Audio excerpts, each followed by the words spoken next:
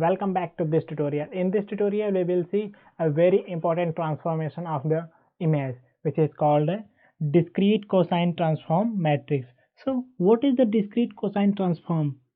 Discrete cosine transform represent an image as a sum of sinusoid of varying magnitude and frequencies.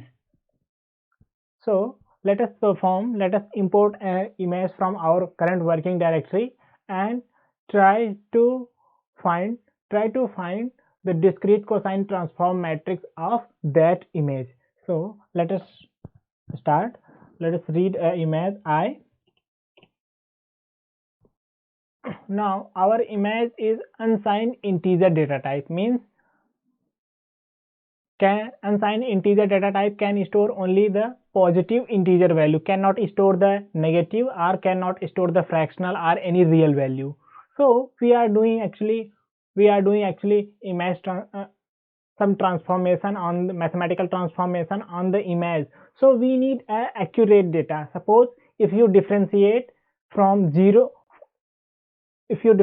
1 from 0 means 0 minus 1, then of course you know the answer, which is minus 0. That is the correct answer. But if you perform all these operation in unsigned integer data type, so unsigned integer data type will return 0, because unsigned integer data type cannot store the negative values. So here is the loss of our information. So we will use double precision data type means class double, which can store double have, you know very well, class double have the capability to store integer, positive and negative integer, or any float value or any real value. So we will use class double because we need accurate data. So in this time our I is of unsigned integer and I want to convert it in class double. So I can simply use the function I is equal to into double. It's time to evaluate discrete cosine transform matrix. So how to calculate discrete cosine transform? We have a formula to calculate discrete cosine transform of a matrix, which is d into our image I into d transpose. Okay, so we know what is the I. I is our image matrix, which is of class double, and we know how to determine d transpose if we know the d. So what is the d? D is a discrete cosine transform matrix also, means d is a discrete cosine transform matrix. Here maybe confusion create. And how to calculate d? So to calculate d we have a inbuilt function. Which is called dctmtx, means it return. Suppose I write an argument n inside the dctmtx, so it will return a discrete cosine transform matrix of dimension n by n. But here you may ask, so if we have an inbuilt function to calculate discrete cosine transform matrix, then why we are using this formula? We can directly calculate but just by simply passing this image as an argument. So actually we cannot do this, because I is our I is a image matrix. We cannot calculate directly discrete cosine transform matrix of a image matrix. So how can we calculate? We calculate a discrete cosine transform matrix of n by n dimension, and with the help of that discrete cosine transform matrix we calculate our discrete cosine transform matrix of our image. Means if d is calculated here, then by using simply this formula we can calculate the discrete cosine transform matrix of our image, our I matrix. Notice discrete cosine transform matrix can be calculate a two-dimensional image, not three-dimensional image. Our image have our colorful image have three dimension, means three channel, three plane. So we cannot calculate the directly discrete cosine transform matrix of a colorful image. So how can we?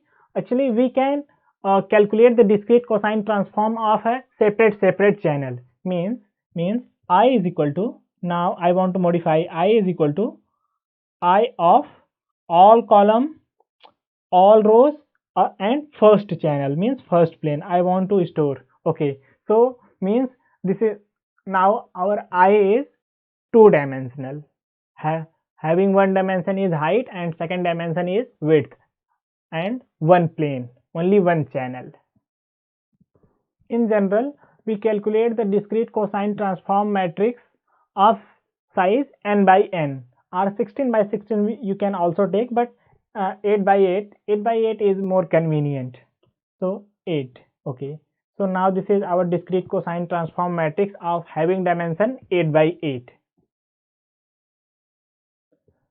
But you can notice our discrete cosine transform matrix, our D matrix having dimension is 8 by 8, and but our I, means our image have a dimension more than 8 by 8. So we cannot directly perform this operation, means we cannot multiply simply like this, D into I into D transpose. We cannot do, because both matrix have not same dimension. So how can we do that? We can use the for loop, we can use loop type function. Okay, so in the MATLAB we have a loop type function which name as a blproc or blockproc, which can perform some certain operation repeatedly on a image. Means I can write B is equal to blproc bl. What this function do? Actually, this blkproc function processes our image, which is I, by applying the function. And function is, what is our function? Function is D transpose. This is our function, and to each distinct block size of 8 by 8. And what is our size of DCT-MTX, which is 8 by 8, means 8 space 8. And what is our function? So our function is, simply I can write P1 into X into P2, and what is the P1? Actually our P1 is the D. Our P1 is the D. And what is our P2? Our P2 is the D transpose. And what about the X? X is this. Means this function will divide our image I into 8 by 8 part. 8 by 8 part, it will divide our image 8 by 8 parts, smaller images, and operate this operation which is DID transpose. So let me make it in single inverted. Okay, so now this is almost complete. Now whatever the output obtained, we will print for the better understanding. So to plot our image, to print our image, I can use the function IMSO of B. Let us save and run. Okay, sometimes MATLAB is a heavy software, so it may take few minutes. Completely black, not completely, but a completely black picture. You can see, as you can see, this is a black picture. There are some white dotted. So actually what we have done, we have imported an image means we have read an image from our current working directory and we converted that image in double precision. And as we know that our discrete cosine transform matrix can perform only two-dimensional matrix. So we have taken our first plane of our image, means first channel of our image, and to apply this formula which is the discrete cosine transformation of the matrix. To apply this formula we have first calculated the discrete cosine transform matrix having the dimension 8, means 8 by 8 matrix, a discrete cosine transform matrix D having the dimension 8. And now we want to calculate the image discrete cosine transform of our whole image. So our image I, which is this, so we can use the BLK-proc function. With this function repeatedly do the task, means this function will break our image in 8 by 8 parts, means 8 by many parts having the dimension 8 by 8, and after that in each part it will apply this formula, means this transformation, which is the D transpose. Now let us include some other important terminologies. What is the masking? Masking is when you want to exclude part of the image from the processing or analysis.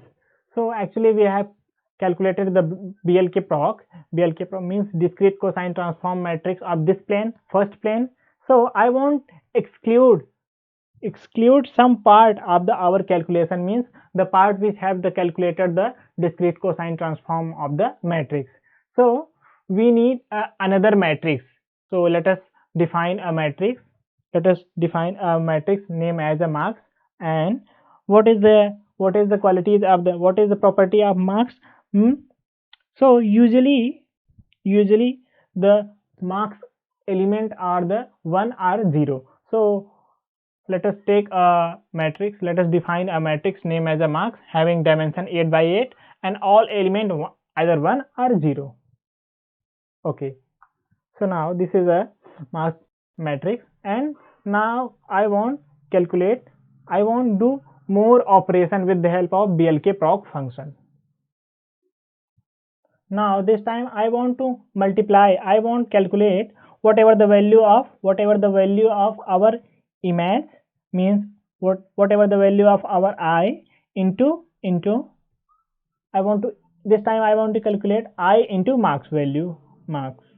So to do this we can again use the BLK-proc function. Now suppose let's this time I will use another variable b2 is equal to BLK-proc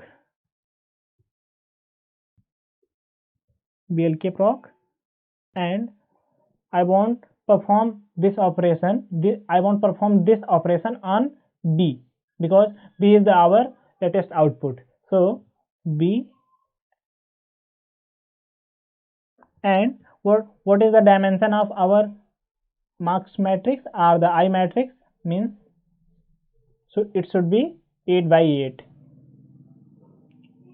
8.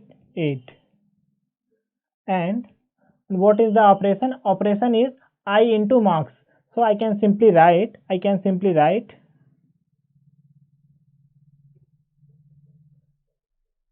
P1 into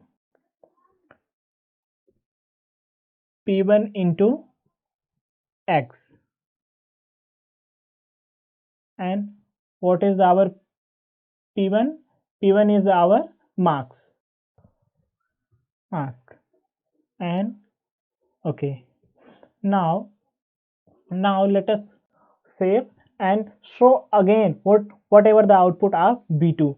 So I want say, so what is the, what kind of picture this B2? So I can use imshow B2. Okay, so this is similar type of output like previous output. Okay, so in this output you can see there are some dotted white point.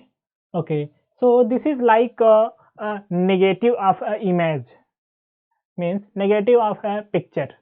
Okay, so because we have performed D into I into D transpose, let us perform the inverse of, means reverse of this operation, because our image was like a negative of image, so I want actual image, so I can perform the reverse operation, means this time I want perform D transpose, means D transpose into I into D, means this is the reverse of the first one, means reverse of the this one. Okay, so to do this, for this I can use again the blkproc function. So let us do, and now this time I want use another variable b3 is equal to blkproc of which of I want perform of block I want perform discrete cosine transform matrix of the image of the matrix B2, this time for B2. And what is the dimension? Dimension is the 8 by 8. So, and what is the relation? This time relation is the inverse relation, which is the P1 into X into P2.